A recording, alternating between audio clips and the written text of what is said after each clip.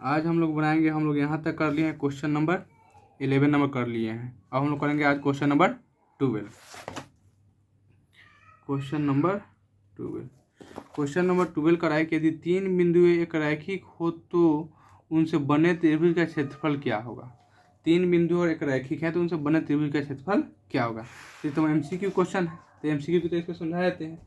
जब 3 बिंदु एक ही आरेख में होते हैं तो 3 बिंदु जब संरेख होती है तो मिलकर एक ही रेखा का निर्माण होता है। जब 3 बिंदु एक रैखिक होते हैं उनसे बने त्रिभुज का क्षेत्रफल क्या होगा। तो क्योंकि लिख देते हैं, क्योंकि 3 संरेख बिंदुओं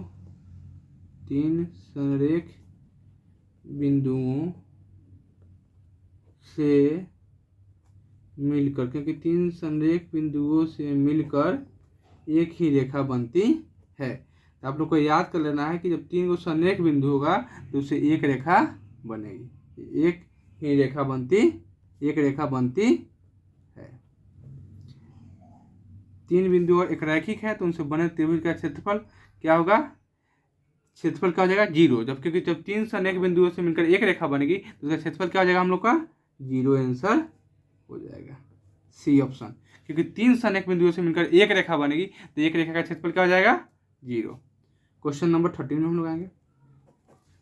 क्वेश्चन नंबर 30 करा है कि यदि त्रिभुज ABC के शीर्षों के निर्देशांक A इतना, A -1,0, B 5, -2 एवं C 8,2 हो तो उनसे केंद्रक का निर्देशांक ज्ञात कीजिए। तो सबसे पहले हम त्रिभुज बना लेंगे। त्रिभुज बन गया, फिर हो गया हम लोग का क्वेश्चन करा है कि ABC के शीर्षों के निर्देशांक, A का निर्देशांक है -1,0, B का निर्देशांक है 5, C का निर्देशांक है 8,2। हो गया। तो हमसे पूछ रहा है कि शीर्षों के निर्देशांक कितना, तो ABC के शीर्षों के निर्देशांक कितना हो तो उनके केंद्र का निर्देशांक, यानी केंद्र यानी इसका निर्देशांक हमसे पूछ रहा है। इसके लिए एक ही फॉर्मूला होता है, यानी हमारा ये हो जाएगा, इसमें ABC में हमारा x1 x2 x3 y1 y2 y3, x1 -1 x2 5 x3 8, y1 0 y2 -2 y3 2। अब इसका फॉर्मूला होता है, केंद्र के निर्देशांक का फॉर्मूला होता है, त्रिभुज के केंद्र के जो शीर्ष दिए होते हैं उनके केंद्र का निर्देशांक, त्रिभुज के केंद्र का निर्देशांक बराबर त्रिभुज के केंद्रक का निर्देशांक बराबर त्रिभुज के केंद्रक का निर्देशांक बराबर x1 + x2 + x3/3, y1 + y2 + y3/3, x1 -1 + x2 5 + 8/3, y1 0 + -2 + 2/3, 8 5 13, 13 में से बन गया 12, 12/3, 2 -2 + 2 कैंसिल हो जाता है 0, 0/3, यानी 4,0 है, 4,0। हम लोग का हो गया 13 का डी आंसर 4,0, केंद्र का निर्देशांक आ गया 13 का डी 4,0 आंसर। कोई दिक्कत नहीं, 13 का डी हम लोग का गया 4,0 आंसर आ गया। अब हम लोग क्वेश्चन नंबर हो गया 13 का, 14 करेंगे।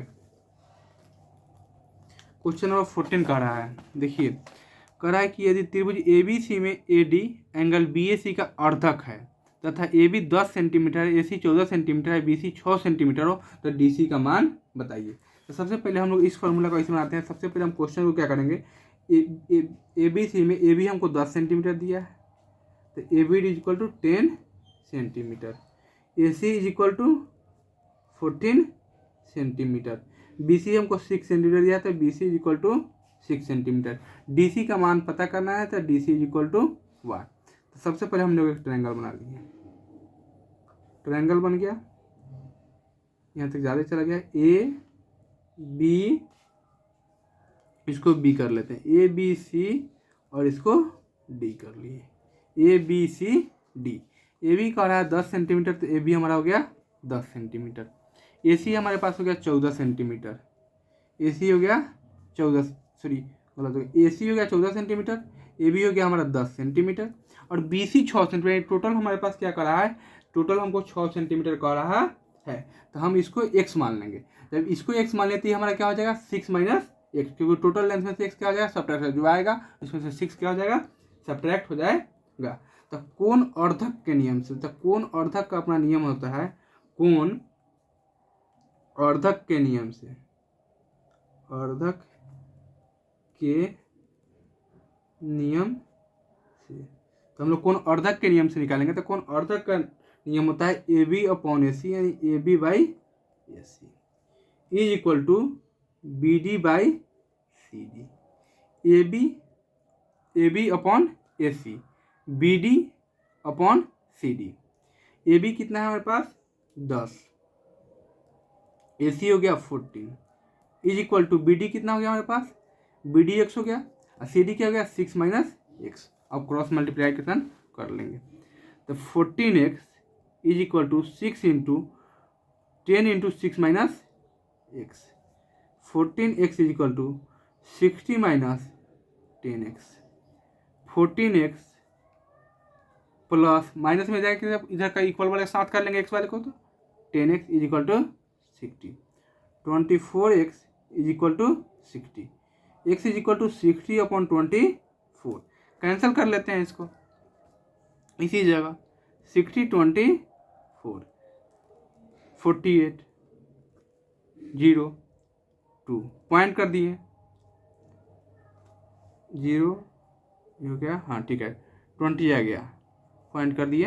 10 में से 8 गया, 10 में से 8 गया, सॉरी 10 में से 8 गया 2 और 5 में से 4 गया 1 0, 1 2 0 आ गया, फिर 0 कर दिया पॉइंट हो गया और 24 5 जा 120 हो गया, पॉइंट के बाद 100 कर लिए, 5 बार में हो गया 120 कैंसर। यानी जो हमको जो x जो पता चल गया, x हमको कितना आ गया 2.5, यानी dB इज इक्वल टू हमारे पास कितना आ गया 2.5 आंसर। यानी क्वेश्चन जो हमको कह रहा था कि DC का मान बताइए, यानी DC का मान जो कह रहा था DC का मान, तो हम लोग इसको 6 माइनस 6 रख लिए हैं। तो आप क्या कीजिए, इसको 6 माइनस 6 रख लीजिए और इसको रहने दीजिए, इसका चाहे वैल्यू चाहे इसका वैल्यू जो आएगा इतना आ जाएगा। वही हमसे DC पूछ रहा था, इसी का वैल्यू आ गया, यानी 2.5 आंसर आ गया। यहाँ पर हल्का सा केवल जो है मिस्टेक हो गया वैल्यू पुट करने में, बाकी आपका आंसर DB जो आ गया 2.5 आ गया। क्वेश्चन का DC का मान, तो जो DC रखना चाहिए उसको हम DB रख दिए हैं, तो उसका 2.5 आंसर हो गया। 15 नंबर क्वेश्चन में आते हैं। त्रिभुज ABC में D जो सबसे पहले त्रिभुज हम लोग बना लेंगे ABC, ABC त्रिभुज ABC बना लिए। त्रिभुज ABC में D जो है से BC के समांतर, तो BC हो गया और D हो गया, BC के क्या हो गया समानांतर हो गया, BC के समानांतर क्या हो गया DE हो गया। AD जो है हमको 3 है, DB 5 है, AC जो हमारे पास है टोटल जो है 5.6 है। हमसे पूछ रहा है कि AE का वैल्यू बताइए, टोटल हमारे पास 5.6 है, तो AE को हम x मान लेते हैं, इसको हम 5.6 माइनस x मान लेंगे। ये हम लोग जब पढ़े हैं तो हम लोग पढ़े थे कि अपना जो होता है इसका थेल्स जो प्रमेय जब हम लोग पढ़ेंगे तो उसमें रूल होता है, तो थेल्स प्रमेय के रूल, थेल्स प्रमेय से हम लोग बनाएंगे। त्रिभुज ABC है तो थेल्स प्रमेय के नियम से, थेल्स प्रमेय के नियम से, थेल्स प्रमेय के नियम से कह रहा है, तो थेल्स प्रमेय के नियम से हो जाएगा AD upon DB is equal to AE upon AC is equal to AE upon AC। तो AD अपॉन DB, तो AD है 3, DB है 5, AE है x, EC है 5.6 माइनस x, क्रॉस मल्टीप्लाई कर लेंगे तो 5 into X, 5x is equal to 3 into 5.6 minus x, 5x is equal to 16.8 minus 3x, 5x minus में जाएगा, इसमें क्या हो जाएगा प्लस में, plus 3x is equal to 16.8, यानी 8x is equal to 16.8, x is equal to 16.8 upon 8, 8 2 जा 16, 8 1 जा 8, यानी x का वैल्यू हमारे पास 2.1 आ गया। यानी देखिए हम लोग का ए का वैल्यू पूछा था, ए को हम लोग एक्स माने हैं तो ए हमारे पास क्या आ गया, ए का वैल्यू पूछा था, ए को हम एक्स माने हैं तो एक्स का वैल्यू हमारे पास क्या आ गया 2.1 आ गया। यानी ए का वैल्यू 2.1 आ गया। हम लोग का आंसर हो गया 2.1, ऑप्शन नंबर डी आंसर। अब हम लोग फिर क्वेश्चन करेंगे 16 नंबर क्वेश्चन। कहते हैं कि दो समरूप त्रिभुजों की संगत भुजाओं का अनुपात 5:6 हो तो उनके परिणामों का अनुपात क्या होगा, उनके परिमापों का अनुपात क्या होगा। उनके परिमाप की जब बात कर रहा है तो 16 नंबर क्वेश्चन में कहेंगे तो ये तो हम लोग को पता ही है। यानी कोई भी दो त्रिभुज हो, अगर हम उसका परिमाप निकालते हैं तो परिमाप के जब फार्मूला लगाएंगे तो फार्मूला में क्या होगा कि फार्मूला को जब निकालेंगे तो फार्मूला में जो भुजा रहता है वही भुजा सेम रखेंगे, बाकी इक्वल होगा। उसको जब हम सॉल्व करेंगे तो कट जाता है, बाकी फिर वही 5:6 आपको बच जाएगा, यानी 5/6 बच जाएगा। वही 5/6 क्या हो जाएगा 5:6 हो जाएगा। क्वेश्चन नंबर 17 करते हैं। क्वेश्चन नंबर 17 कर रहा है कि ट्रायंगल एबीसी में, ट्रायंगल एबीसी कह रहा है 17 नंबर क्वेश्चन कि एबीसी में AB 6√3 centimetre, AC 12 centimetre, BC 6 centimetre हो तो एंगल बी का मान क्या कीजिए। यानी हम लोग एंगल बी का पूछा है तो हम लोग एंगल को बी रख लिए ABC। AB जो हमारे पास 6√3 सेंटीमीटर है, AB को हम लोग 6√3 सेंटीमीटर रख लिए। AC हमको 12 सेंटीमीटर है, AC को 12 सेंटीमीटर रख लिए। BC हमारे पास 6 सेंटीमीटर है, BC को हम लोग 6 सेंटीमीटर कर दिए। हमको तीनों साइड यानी तीनों भुजा दिया हुआ है तो हम लोग कोशिश करते हैं इसका क्या करते हैं सही पाइथागोरस प्रमेय लगाने का। पाइथागोरस प्रमेय से, पाइथागोरस प्रमेय से, पाइथागोरस प्रमेय कहता है कि कर्ण स्क्वायर बराबर लंब का स्क्वायर जोड़ आधार का स्क्वायर। कर्ण स्क्वायर यानी कर्ण हमारा AC है, AC स्क्वायर बराबर लंब AB का स्क्वायर जोड़ आधार BC का स्क्वायर। AC है 12 का स्क्वायर जोड़ AB 6√3 सेंटीमीटर का स्क्वायर, यानी 6√3 का स्क्वायर जोड़ BC है 6 का स्क्वायर।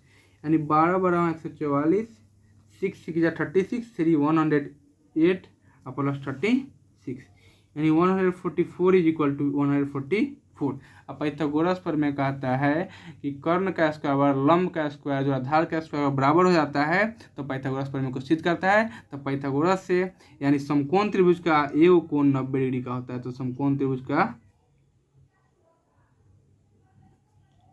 कोण = 90 डिग्री सिद्ध हुआ, प्रूव्ड। समझिए क्या करना है कि ABC सबसे पहले पाइथागोरस प्रमेय से हम लोग समकोण त्रिभुज का क्षेत्रफल, समकोण त्रिभुज का जो फॉर्मूला होता है कि कर्ण स्क्वायर लंब स्क्वायर जो आधार स्क्वायर, यानी कर्ण स्क्वायर और लंब स्क्वायर जो आधार स्क्वायर को क्या कर दिया प्रूव कर दिया। अब पाइथागोरस में हम लोग अनुमान के अनुसार क्या करते हैं कि समकोण त्रिभुज का चित्र बनाते हैं। तो इस समकोण त्रिभुज का चित्र बनाए फिर इसको सॉल्व किया है, यानी कर्ण स्क्वायर और लंब स्क्वायर जो आधार स्क्वायर हो गया तो एंगल बी का मान पूछा है, यानी एंगल का बी का मान हमारे पास 90 डिग्री आ गया। यही ऑप्शन नंबर सी आपका 90 डिग्री हो गया। Option number C answer 90 degree. अब हम लोग क्वेश्चन करेंगे 18 नंबर। 18 नंबर क्वेश्चन कह रहा है कि समबाहु त्रिभुज ABC की एक भुजा 12 सेमी तथा समबाहु त्रिभुज DF की एक भुजा 6 सेमी हो तो क्षेत्रफल त्रिभुज ABC अपन क्षेत्रफल त्रिभुज DEF का निकालिए। तो सबसे पहले हम लोग समबाहु त्रिभुज बना लेंगे। तो समबाहु त्रिभुज हम लोग बना लिए, हो गया। समबाहु त्रिभुज हमारा हो गया तो एक ठो है ABC, एक ठो है ABC। समबाहु त्रिभुज के तीनों भुजाओं का योग क्या होता है, तीनों भुजा आपस में बराबर होती है और त्रिभुज के सभी कोणों का योग 180 डिग्री होता है नहीं। यानी समबाहु त्रिभुज की एक भुजा हमारे पास अगर 12 सेंटीमीटर होगी तो सारी भुजाएं 12 सेंटीमीटर होगी। समबाहु त्रिभुज की एक भुजा अगर 6 सेंटीमीटर है तो सारी भुजाएं भी 6 सेंटीमीटर होगी। तो हमसे क्वेश्चन कर रहा है कि 12 सेंटीमीटर 6 सेंटीमीटर दिया हुआ क्वेश्चन कर रहा है कि क्षेत्रफल समबाहु त्रिभुज का क्षेत्रफल निकालना है। ट्रायंगल ABC अपॉन क्षेत्रफल ट्रायंगल DEF। तो एंगल ए बी सी का क्षेत्रफल बटा, अच्छा इसको कर लिया ना, एक ही कर लिया, डी ई एफ कर देते हैं इसको, D E F, angle A B C का क्षेत्रफल बटा एंगल डी ई एफ का क्षेत्रफल, क्योंकि समबाहु त्रिभुज है। तो समबाहु त्रिभुज का क्षेत्रफल जो होता है तो क्या होता है हम लोग का समबाहु त्रिभुज समझ होता है √3/4 मल्टीप्लाई भुजा का स्क्वायर, इसका भी होता है √3/4 मल्टीप्लाई भुजा का स्क्वायर, यानी √3/4 मल्टीप्लाई भुजा हमको कितना दिया हुआ है 12 सेंटीमीटर का स्क्वायर, अपॉन फिर हो जाएगा √3/4 मल्टीप्लाई भुजा दिया है तो 6 सेंटीमीटर का स्क्वायर, यानी √3/4 multiply 144 centimetre square upon √3/4 multiply 6 या 36 सेंटीमीटर स्क्वायर, यानी √3/4 से √3/4 कट गया, 36 से 4 बार में कट जाएगा, सेंटीमीटर स्क्वायर से सेंटीमीटर स्क्वायर कट गया, यानी इसका जो आंसर आ गया हमारे पास 4 यानी 4 आ गया, नीचे कुछ है तो 1, तो 4:1, यानी ऑप्शन नंबर सी हमारा समबाहु त्रिभुज का क्षेत्रफल 4:1 प्रूव्ड हो गया, सिद्ध हो गया। चलिए 18 नंबर हो गया, अब 19 नंबर पर काम करते हैं। 19 नंबर क्वेश्चन कहता है हम लोग का कि ट्रायंगल ABC और ट्रायंगल त्रिभुज PQR समरूप त्रिभुज है, त्रिभुज ABC और PQR समरूप त्रिभुज है जिसमें AD शीर्ष है, A से BC पर लंब है तथा PT शीर्ष P से QR पर लंब है। यदि AD 9 सेंटीमीटर एवं PT 7 सेंटीमीटर हो तो त्रिभुज ABC का त्रिभुज PQR के क्षेत्रफलों का अनुपात ज्ञात करना है। तो इन दोनों का हम लोग क्षेत्रफल निकालेंगे, उसके बाद हम लोग इसका अनुपात निकालेंगे। 19 नंबर क्वेश्चन है, जो क्वेश्चन का है उससे हम लोग करते हैं। सबसे पहले हमको एक त्रिभुज मानना है जिसका क्या है ABC दिया हुआ है, तो त्रिभुज ABC, फिर त्रिभुज PQR, त्रिभुज ABC एवं त्रिभुज PQR समरूप त्रिभुज है। AD शीर्ष है, A से D लंब डाल दिए जो शीर्ष हो गया, A से BC पर लंब है, A से BC पर लंब हमारा AD हो गया। PT शीर्ष है, P से T क्या है हमारा शीर्ष है, तो P से T पर शीर्ष कर दिए। P से QR पर लंब, यानी क्या कर रहा है कि QR पर लंब हो गया, तो QR पर हमारा P से T लंब हो गया। यदि AD 9 सेंटीमीटर हो, यानी AD हमको कितना दिया हुआ है 9 सेंटीमीटर दिया हुआ है, PT हमको 7 सेंटीमीटर दिया हुआ है, तो त्रिभुज ABC तथा त्रिभुज PQR के क्षेत्रफल का अनुपात हमको बताना है। हम लोग इसके क्षेत्रफल का अनुपात बताएंगे। तो सबसे पहले कहता है कि हम लोग का त्रिभुज क्या है समरूप है, तो त्रिभुज ABC समरूप त्रिभुज PQR, यानी ABC के समरूप कौन है त्रिभुज PQR है। यानी जब समरूप हो गया तो हमारी भुजाएं क्या होती है एक आकार की होती है, यानी EAB और EPQ क्या हो जाएगा AB अपॉन PQ, समरूप त्रिभुज के नियम से AB अपॉन PQ, फिर equal to AD upon PT, AD upon PT यानी AD/PT, फिर equal to AC upon PR, AC upon PR, यानी सब समरूप त्रिभुज के नियम से भुजाएं आपस में बराबर हो जाती है। तो AB upon PQ, AD upon PT और AC अपॉन PR रख दिए।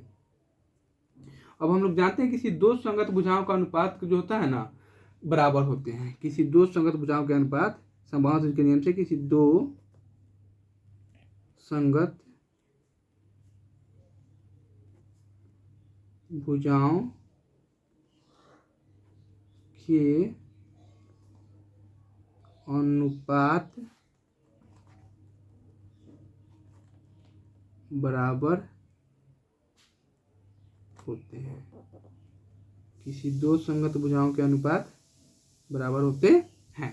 तो हम लोग दो को संगत भुजाओं का अनुपात क्या कर रहा है बराबर होता है, तो हम लोग लिख लेते हैं AP अपॉन AP/PQ का स्क्वायर इज इक्वल टू त्रिभुज ABC बटा त्रिभुज PQR, यानी कौनों हम दो ठो भुजा ले लिए उसका स्क्वायर कर दिए, दोनों का क्षेत्रफल के बराबर कर दिए।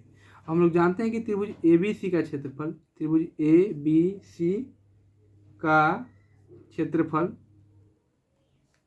1/2 गुने आधार मल्टीप्लाई आधार मल्टीप्लाई ऊंचाई।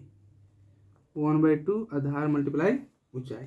1/2 आधार कितना हो गया, आधार हमारा क्या है BC है, तो BC रख लिए। ऊंचाई हमारे पास दिया हुआ है 9, तो हम लोग 9 रख लिए। फिर क्वेश्चन में आते हैं नेक्स्ट, त्रिभुज PQR का क्षेत्रफल। त्रिभुज PQR का क्षेत्रफल, त्रिभुज PQR का क्षेत्रफल। फिर इसी तरह 1/2 आधार गुने ऊंचाई, आधार गुना ऊंचाई। 1/2 आधार हमारा क्या हो जाएगा, आधार गुना ऊंचाई, आधार हमारा QR हो गया, ऊंचाई हमारे पास हो गया PT। 1/2 QR गुने PT, यानी QR का हमारे पास वैल्यू नहीं पता है, PT का हमको वैल्यू पता है, यानी PT हमारे पास 7 सेंटीमीटर है, तो 7 सेंटीमीटर कर दिए। अब हम क्या करेंगे कि AB बटा PQ का square is equal to 1/2 into BC into 9 upon 1/2 QR multiply 8। अब हम लोग क्या करते हैं, इसका वर्ग कर देते हैं। AB अपॉन PQ का वर्ग कर दिए, लिख देना ब्रैकेट में, वर्ग कर देते हैं। एक साइड का केवल वर्ग कर रहे हैं, वर्ग कर रहे हैं, तो AB अपॉन PQ का स्क्वायर बराबर इतना हो गया। तो 1/2 से 1/2 कैंसल, BC या QR इक्वल है, तो AB क्या हो जाएगा कैंसल, यानी BC upon QR, BC upon QR। फिर इसका स्क्वायर कर दिए, BC अपॉन QR का स्क्वायर कर दे रहे हैं, इज इक्वल टू 9/8, यानी BC अपॉन QR की AB अपॉन PQ है, तो AB अपॉन जो हम लोग का PQ है, यानी AB अपॉन PQ कहने का मतलब यह हुआ कि हम लोग BC किए हैं और QR किए हैं, तो AB अपॉन PQ जब हम लोग फिर इसको आधार को लिख लिए, यानी BC अपॉन QR का स्क्वायर, इसलिए लिख दिए हैं क्योंकि हमारे पास आधार में क्या बचा है, BC अपॉन QR। हम उस समय से करेंगे इसी दो संगत भुजाओं का अनुपात बराबर होते हैं, यानी कोई भी हम लोग दो संगत भुजाएं ले सकते हैं। तो BC अपन QR का square 9/8 into BC into QR हो गया, तो इसको हम लोग ले लिए, यानी AB अपन PQ पर BC अपन QR रख दिए, इसका स्क्वायर कर दिए। तो BC अपन QR से BC अपन QR एक तो कट गया, तो यहाँ पर बच गया BC upon QR is equal to 9/8। फिर हम लोग करेंगे BC upon QR, BC upon QR का स्क्वायर बराबर त्रिभुज ABC का क्षेत्रफल, ABC त्रिभुज ABC का क्षेत्रफल, BC अपॉन QR का स्क्वायर बराबर त्रिभुज ABC का क्षेत्रफल अपॉन त्रिभुज PQR का क्षेत्रफल, त्रिभुज BC का क्षेत्रफल अपॉन त्रिभुज PQR का क्षेत्रफल, यानी BC अपॉन QR, यानी BC अपॉन QR हमको 9/8 आ गया, तो 9/8 का स्क्वायर इज इक्वल टू त्रिभुज ABC का क्षेत्रफल बटा PQR का क्षेत्रफल, तो त्रिभुज ABC का क्षेत्रफल बटा त्रिभुज PQR का क्षेत्रफल, 9 जा 81, 8 जा 64 इज इक्वल टू त्रिभुज ABC का क्षेत्रफल बटा त्रिभुज PQR का क्षेत्रफल, यानी दोनों का जब क्षेत्रफल निकाले अनुपात हो जाएगा 81.64, यानी 81/24, यानी 81/24 हमारा डी आंसर सही है। 81/64 64 आंसर हमारा क्या हो गया सही है, 81/64, यानी डी हमारा ऑप्शन सही हो गया आंसर। चलिए 20 नंबर में काम करेंगे। 20 नंबर का है कि एक समबाहु त्रिभुज की एक भुजा 12 सेंटीमीटर से ऊंचाई ज्ञात कीजिए, यानी समबाहु त्रिभुज की भुजा हमको दिया हुआ है, समबाहु त्रिभुज की भुजा, समबाहु त्रिभुज की भुजा हमको दिया हुआ है 12 सेंटीमीटर, इसकी ऊंचाई ज्ञात करना है, तो समबाहु त्रिभुज की ऊंचाई बराबर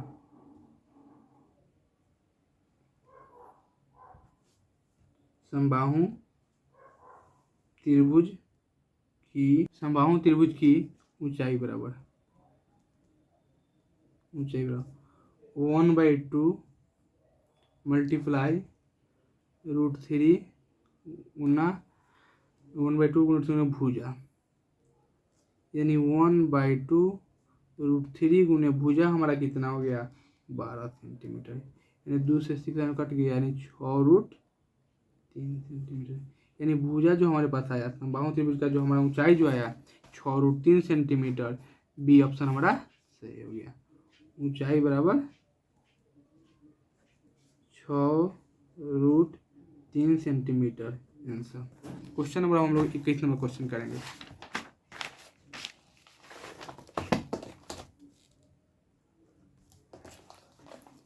21 नंबर क्वेश्चन करेंगे। समांतर श्रेणी इतना का 11वां पद क्या हुआ। यानी हमको ए निकाल सकते हैं, डी निकाल सकते हैं, एन दिया हुआ है, टी निकाल, जहाँ पर वहाँ लगा दिया, यानी स्पष्ट हो जाता है कि एन का मान दिए हुए है। तो समांतर श्रेणी का श्रेणी हम लिख लेते हैं -3, -1/2, 2 डॉट डॉट का 11वां पद हो गया। ये हमको पता है, यानी A1 हमको दिया हुआ है, A2 हमको दे दिया, A3 दे दिया, इतना ही डी निकालने के लिए काफ़ी होता है। तो ए का वैल्यू हमको पता है -3, डी का वैल्यू हम लोग निकाल लेते हैं A2 minus A1।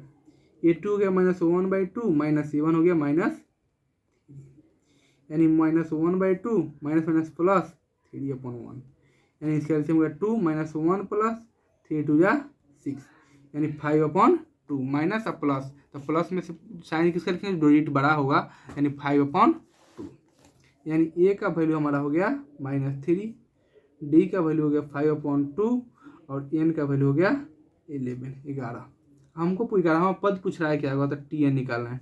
T n बराबर a plus n minus 1 into d, -3 plus n 11 minus 1 into d 5/2, -3 plus 10 गुने 5/2, 2 5 10, -3 प्लस 25 यानी 22। ऑप्शन नंबर बी आंसर, यानी 22 आ गया। 21 का बी 22 आंसर आ गया। ऑप्शन नंबर बी आंसर इसका सही है। ऑप्शन नंबर बी आंसर आ गया। फिर क्वेश्चन नंबर हम लोग करेंगे 22 यानी 22 क्वेश्चन करेंगे। क्वेश्चन नंबर 22 करेंगे समांतर श्रेणी में इतना इतना इतना में 8 में पदों की संख्या ज्ञात करना है। यानी इसमें हमको पूछा कि पदों की संख्या पूछ रहा है। तो क्वेश्चन नंबर 22 करेंगे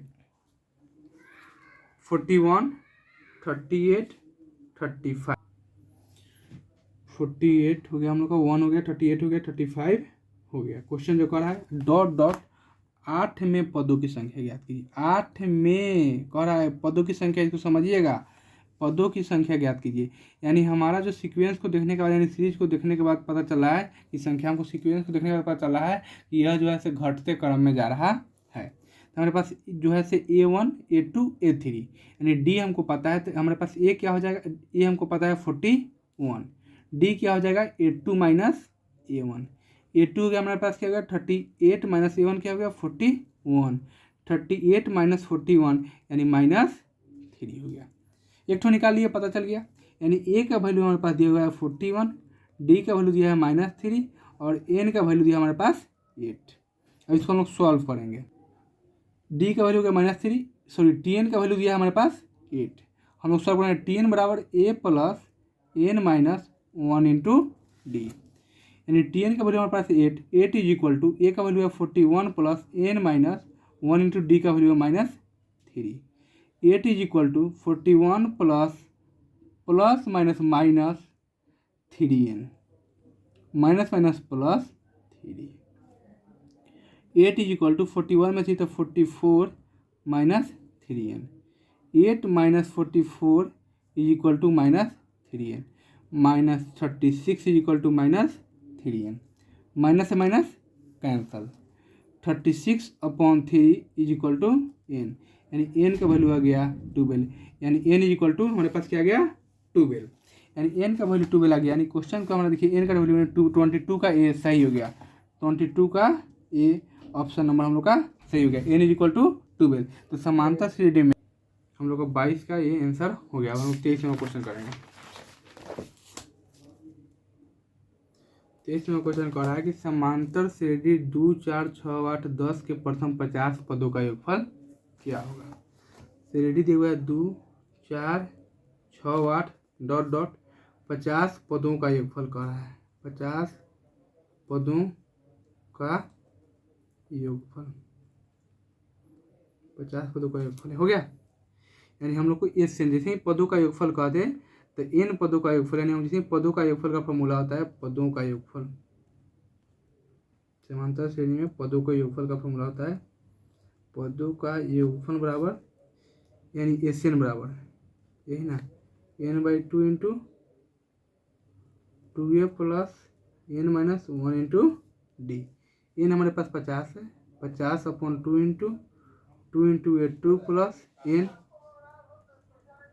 50 - 1 इंटू डी हो गया 2, 50/2 इंटू 4 प्लस 49 इंटू 2, 49 इंटू 2, यानी 50/2 इंटू 4 प्लस 98, 50/2 ने 102, 51, इनको 50 में 51 से मल्टीप्लाई कर देंगे 2500, यानी 2500, 50 को काउंट कर लेते हैं 0 0 5 50 25, 2550 इसका आंसर हो गया हम लोग 2550, 23 के बी 2550 आंसर सही, 23 के बी 2550 आंसर।